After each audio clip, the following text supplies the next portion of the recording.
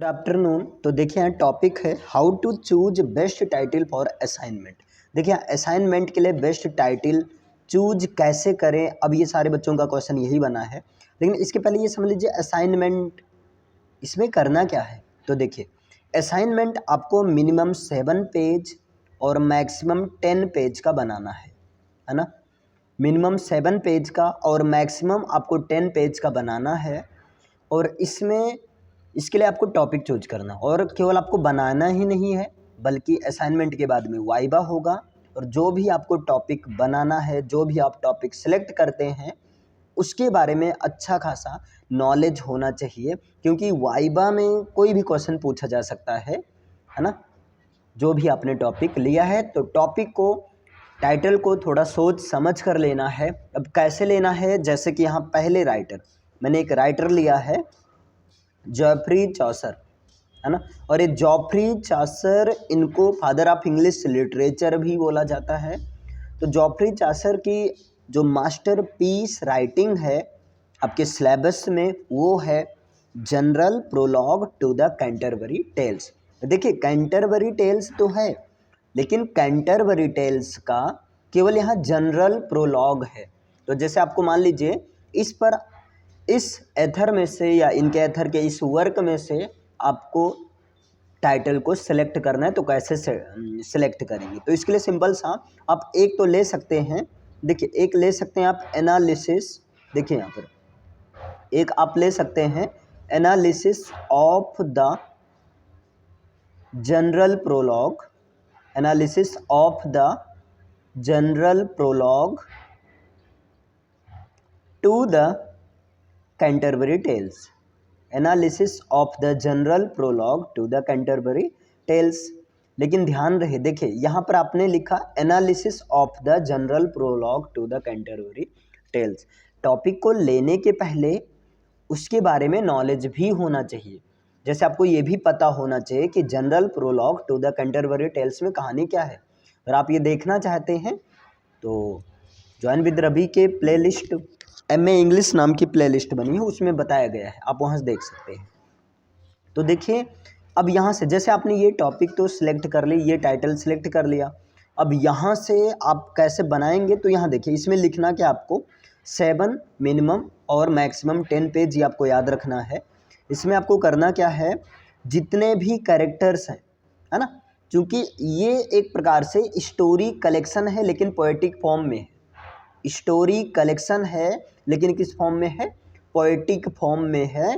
तो आपको इसके बारे में एनालिसिस पूरा करना होगा, यानी कि पूरे जनरल प्रोलॉग में जितनी भी चीज़ें हैं, सारी चीज़ों के बारे में आपको नॉलेज होना चाहिए और लिखना है ना। इस तरह से लिखना है कि मिनिमम 7 या मैक्सिमम 10 पेज हो और उसके बारे में नॉलेज होना चाहिए। एक तो आप सिंपल से बना सकते हैं, और दूसरा इसमें कौन कौन से कैरेक्टर्स हैं, है ना, यानी कि आप उसको लेकर बना सकते हैं। यानी कि आप ले सकते हैं character sketch,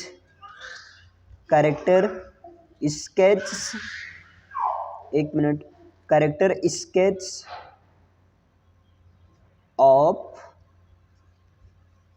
Canterbury Tales, character sketch of Canterbury Tales. Clear है। कैंटरबरी टेल्स का जो है कैरेक्टर स्केच, यानी कि अब इसमें क्या करना है, इसमें आपको पूरे कैरेक्टर्स को लेकर बनाना है। हाँ एक चीज़ याद रहे, इसमें जो हैं काफ़ी सारे कैरेक्टर्स हैं, 29 + 1 यानी कि ओवरऑल 30 कैरेक्टर्स हैं, 30 कैरेक्टर्स हैं। क्लियर है। ये जो है कैंटरबरी टेल्स, ये जो है 24 स्टोरीज का कलेक्शन है। तो एक तो आप ये बना सकते हैं, देखिए बहुत लंबा हो जाएगा, है ना, कि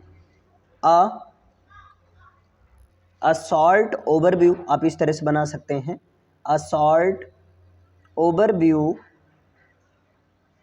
ऑफ स्टोरीज, यानी कि स्टोरीज को का जो है शॉर्ट में ओवरव्यूज।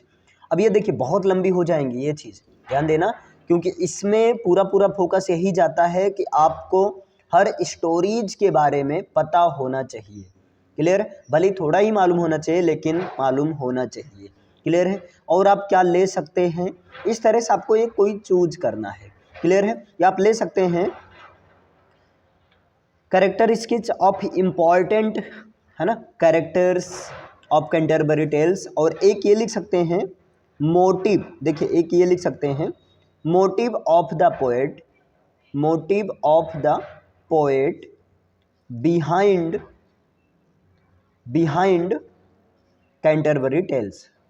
कैंटरबरी टेल्स के पीछे का, है ना, इसके पीछे का पोएट का मोटिव क्या रहा है ना, इसके बारे में लिख सकते हैं। लेकिन यहाँ पर याद रखना आपको जो है कहीं ना कहीं पोएट के बारे में अच्छा खासा एक्सप्लेन करना होगा। ये सारा मालूम होना चाहिए कि पोएट कौन से एज से बिलोंग करता है, इनके पीरियड काल में कितने कितने कौन कौन से कंटेम्प्रोरी राइटर्स थे, मीन्स ओवरऑल इनकी बायोग्राफी भी आपको इसी में इंक्लूड करना होगा।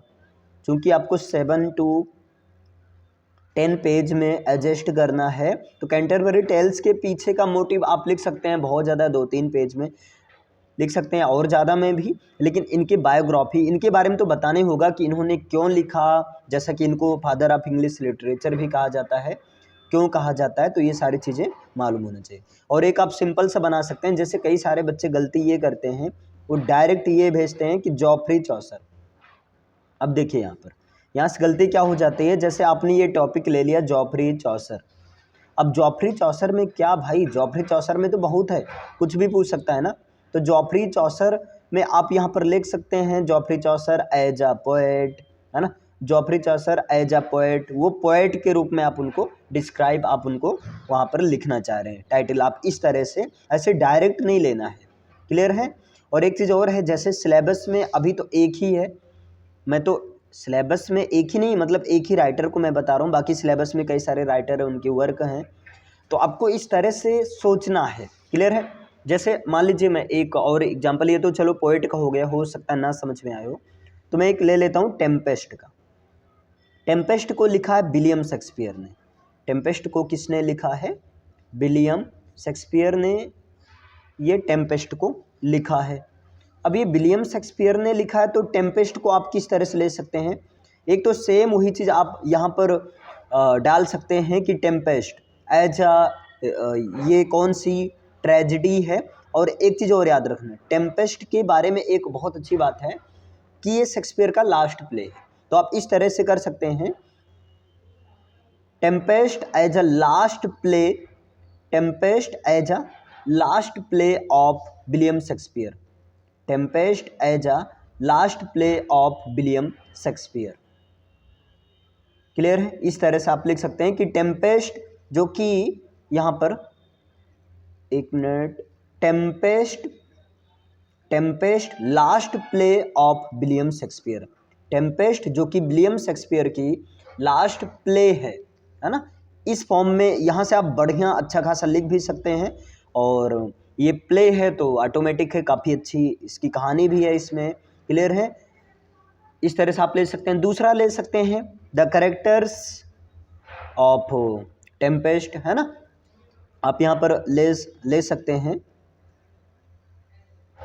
यहाँ पर डिटेलेशन, है ना, या जो आप यहाँ पर ले सकते हैं detailed study of the characters, detailed study of the characters और ऑफ विलियम शेक्सपियर, है ना, सॉरी टेम्पेस्ट है ना, detailed study of the characters of the Tempest, यहाँ पर टेम्पेस्ट है, टेम्पेस्ट के कैरेक्टर्स का डिटेल्ड स्टडी या कैरेक्टर स्केच या कैरेक्टर स्टडी, है ना, इस तरह से आप ले सकते हैं।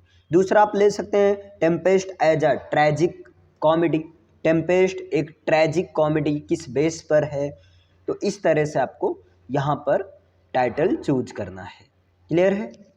हाँ, रही बात अगर आपको किसी पार्टिकुलर एथर पर जैसे आपको खोजना है कि हाँ कैसे बनाएंगे, तो उसके लिए आप कमेंट कर सकते हैं, मैं प्रयास करूँगा कि उस बारे में अच्छे से अच्छे टाइटल का सजेस्ट कर सकूँ। देखिए टाइटल का मेन मोटिव आप इतना रखिए, असाइनमेंट के लिए बनाना है, बहुत ज़्यादा रॉकेट साइंस नहीं है, मिनिमम 7 पेज मैक्सिमम 10 पेज, लेकिन जो भी टॉपिक होना चाहिए ऐसा होना चाहिए कि छोटा रहे, क्योंकि वाइबा होगा तो वाइबा में भाई तो क्वेश्चन कुछ भी पूछा जा सकता है। जैसे अभी कुछ बच्चे का आया कि मैं जैसे मान लो मैं बना लेता हूँ जॉन कीट्स, अब जॉन कीट्स में क्या बना लोगी भाई, है ना, कुछ तो सेलेक्ट करो उसका।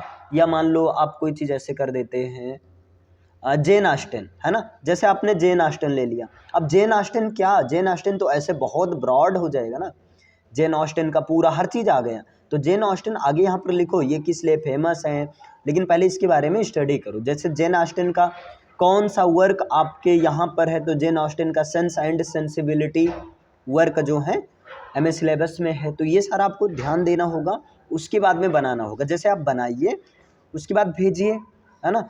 तो मैं सर से पूछ लूँगा, मैम से पूछ लूँगा, उसके बाद मैं आपको बता दूंगा कि हाँ ये सही है, अदरवाइज ठीक है दूसरा आप देख लीजिए।